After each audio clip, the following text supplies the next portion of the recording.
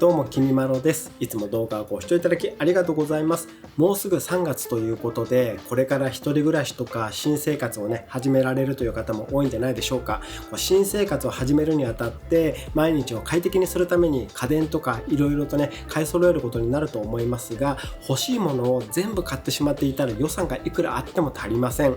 経験談として言えるのは、あったらいいなと思って買った家電が思ったほど使わなかったりとかで、実際に使ってみたけど思っていたのとねなんか違ったなとか、結構そういうことがありますので、今日は一人暮らしになくてもいいもの、買わなくてもいいものっていうのを紹介していこうと思います。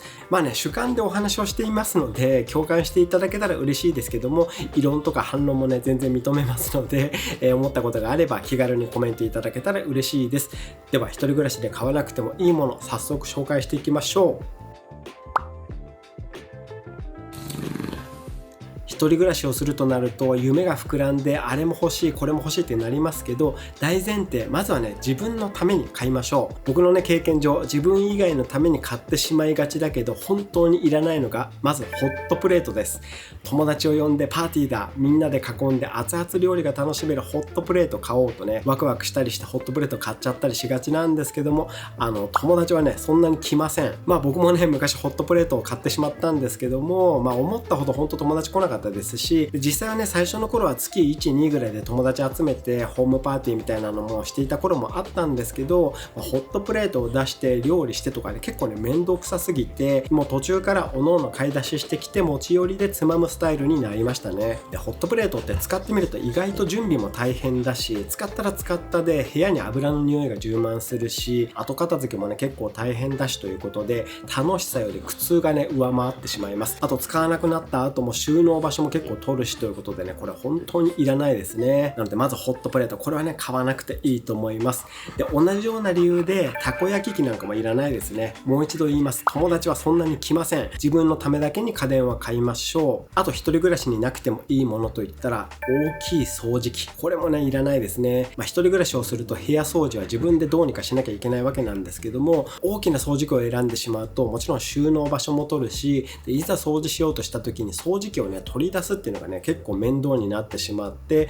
掃除頻度がぐっと減ってしまったりします。特に吸引力を期待して大きくてパワフルそうなものを購入したりすると、大きすぎて取り回しが悪いですし、音も大きくて掃除の時間も選ぶし、あと大きいだけで吸引力が弱くて思ったほど吸い取れないのに吸引力が変わらないってね言われてしまうような絶望的な掃除機もあったりしますので、一人暮らしの部屋には不向きだと思います。なので一人暮らしの部屋でしたら大きな掃除機は買わなくていいんじゃないかなと思います。ハンディクリーナーとかの方がねよっぽど使いやすいですね。あと買わなくていいのは超音波式加湿器。僕もそうですけど、喉とか鼻とか皮膚が弱い方は加湿器はねあった方がいいと思うんですが、というかねもう必須だと思うんですけども、加湿器もいくつかタイプがあって、この超音波式の加湿器は個人的には一番買わなくていいタイプなんじゃないかなと思っています。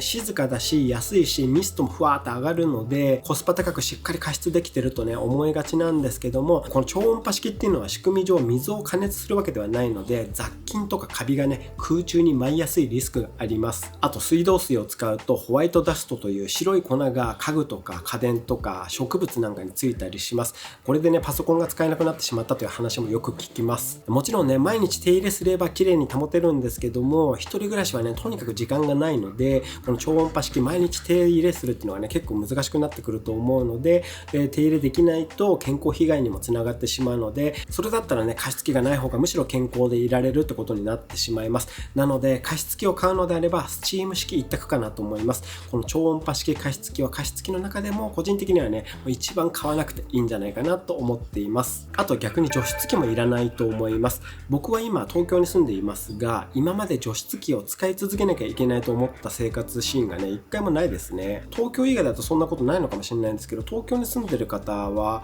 こう乾燥はするけど除湿器が必要なほどジメジメすることってねありますかね。僕はあんま感じたことないんですよね。もしそういう環境であったとしても、ジメジメする環境であったとしても、家電サイズの小さな除湿器では1日何回も水を捨てないとすぐに水タンクが満タンになっちゃうと思います。なので除湿器も本当に必要だなと思ったら大容量のものを購入すればいいと思いますが、基本的にはいらないんじゃないかなと思います。あといらないのは電気ポットですかね。電気ケトルではなく電気ポット、湯沸かしポットっていうんですかね。あれですね。常に温かいお湯がいただけるので便利とね、思いがちなんですけども、常に温かいお湯が必要になることってあんまりなくないですか？例えば、白湯を飲みたい時とか、コーヒーを飲みたい時、あとカップラーメンを作りたい時、いろいろとお湯を用意したい場面はありますが、常時温まっていなくてもいいですよね。その都度沸かせばいいですよね。しかも白湯だったらだいたい60度とか、コーヒーは90度、カップラーメンは100度とか、温度も違いますし、なのでそれだったら都度必要な湯量を温度調整して入れられる電気ケトルの方がいいですよね。あと常に一定の温度で保つということはずっと電気代がかかっているわけで、めちゃくちゃコスパが悪いですよね。もったいないと思います。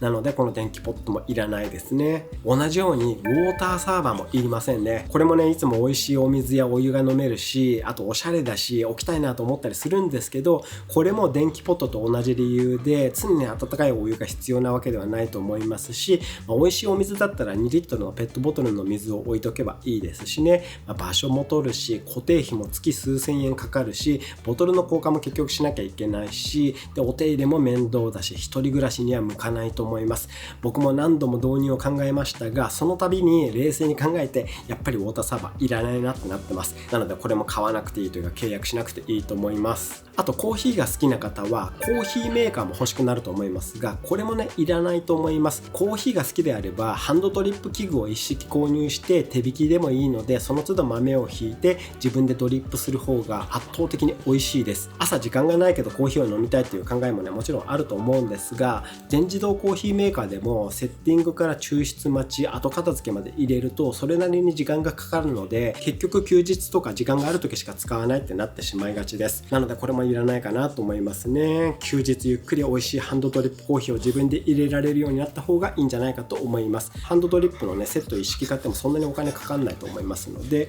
そちらの方が美味しいコーヒーは入れられるんじゃないかなと思いますし、楽しいと思います。あと一人暮らしでいらないのは炊飯器ですかね。うちもね、炊飯器は以前使っていましたけど、もう今ね、知り合いに譲ってしまいました。今はお米を食べたい時はレンジで温めるパックご飯を食べています。炊飯器は一度に大量のご飯を炊くことができるので、ご家族とかだったら使いやすいと思いますけど、一人暮らしではね、むしろ小回りが利かないというか使いにくいんですよね。準備も大変だし、炊き上がるまでに時間もかかるし、まとめて炊いたら結局小分けにして冷凍保存して食べるときはそれを解凍していただくとか、だったらね、パックご飯でいいよねってなりまして、僕はね、炊飯器の運用はやめました。こういったものはね、置き場所も取るし、手入れも面倒だし、炊飯器もいらないと思います。あと最近はね、高性能調理器具がいろいろありますけど、これもね、どれもいらなそうですよね。例えばノンフライヤー、最初は熱々の揚げたてポテト、唐揚げも美味しいとかね、なりそうですけども、これもね、1ヶ月で使わなくなりそうですよね。これも場所も取るし、手入れもめんどくさそうなので、これは使ったことはないんですけど、なので想像なんですけど、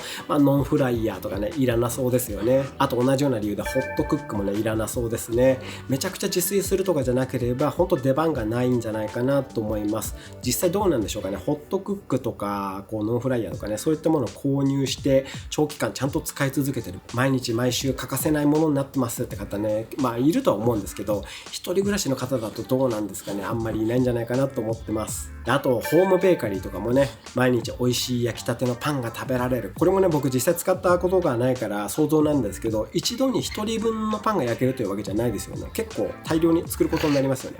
そう考えるとロスが多くなるか、焼きたてを全部食べてしまって太ることになるか、あと食べ残して翌日以降に焼きたてじゃないパンを食べるか、もうこのどれかの末路しか想像できなくて、それだったら早起きして街の美味しいパン屋さんで焼きたてのパンを買って帰ってくる方が幸福度が高いんじゃないかなと思います。なのでホームベーカリーもいらなそうですね。はい、そんな感じで高性能調理器具、このあたりはね、もう全部一通りいらないんじゃないかなと思っています。めちゃくちゃ使ってる方いたら申し訳ないですけど、個人的には一人暮らしではいらないと思ってます。はい、そういったわけで今日は新生活で買わなくてもいい家電をまとめてみました。一人暮らしを始めるときに余計な出費、買い物を抑える参考にしていただけたら嬉しいです。今日の動画に共感いただけた方、いやいや必要でしょうとね、いろんなある方いらっしゃるかと思いますので、いろんなご意見、コメントでお寄せいただけたら嬉しいです。はい、今日の動画は以上です。もしこの動画が良かったと思った、参考になったと思った方はぜひグッドボタンもよろしくお願いいたします。今日の動画では買わなくてもいい家電をねまとめてみましたが、次回の動画では新生活一人暮らしに買った方がいい、あると便利な家電っていうのをね紹介していこうと思いますので、そういった情報が気になる方はよろしければチャンネル登録をよろしくお願いいたします。あとベルマークも押しておいていただけたら嬉しいです。本日もご視聴いただきありがとうございました。ではまた次の動画でお会いしましょう。バイバーイ。